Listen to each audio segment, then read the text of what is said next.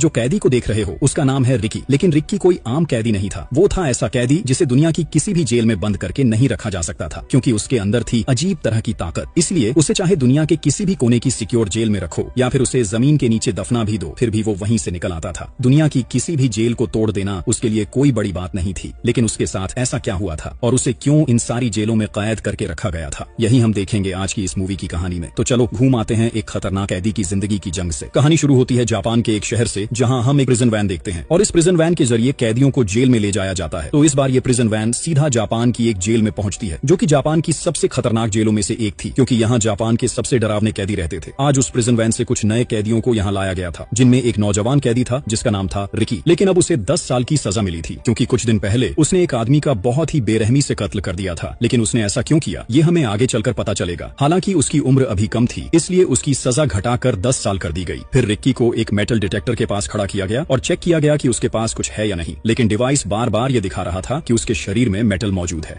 Police ने काफी देर तक उसकी तलाशी ली, लेकिन उसके पास से कुछ भी नहीं मिला। इससे सबको शक हुआ कि रिकी ने अपने शरीर के अंदर कोई हथियार छुपा रखा है। तो उसे और अच्छे से चेक करने के लिए वहां की स्पेशल एक्सरे मशीन में डाला गया। फिर जब उसका पूरा शरीर चेक किया गया तो पता चला कि उसके शरीर के अलग अलग हिस्सों में कई सारी गोलियां फंसी हुई हैं और वही गोलियां असल में मशीन में डिटेक्ट हो रही थी। ये देखकर वहां के पुलिस अफसर काफी हैरान हो गए कि कोई इंसान अपने शरीर में इतनी सारी गोलियां लेकर कैसे जिंदा रह सकता है। इसी बीच वहां के 2 अफसर रिक्की से कहते हैं कि वो यहाँ एक डॉक्टर को बुलाएंगे और उसके शरीर से सारी गोलियां निकाल देंगे। लेकिन रिक्की तब उनसे कहता है कि इन सब की कोई जरूरत नहीं है, वो बिल्कुल ठीक है। गोलियां तो उसके शरीर के लिए दवा जैसी है, ये सब उसके लिए कोई मायने ही नहीं रखता। अफसर उसकी बात सुनकर हैरान रह जाते हैं। इसके बाद सारे नए कैदियों को एक सेल के अंदर ले जाया जाता है। अब हम पूरे इस जेल को देखते हैं। ये पूरी जेल लगभग 4 हिस्सों में बंटी हुई थी और इन 4 हिस्सों पर 4 अलग अलग कैदियों का राज था। इन चारों कैदियों को मिलकर कहा जाता था द गैंग ऑफ 4। ये लोग बहुत बड़े बड़े गैंग्स के लीडर थे और उनके पास जेल के वार्डन की इजाजत भी थी, यानी अगर वो यहाँ कोई गलत काम भी करते तो वार्डन उन्हें कुछ भी नहीं कहता, क्योंकि वो सब बहुत बड़े बड़े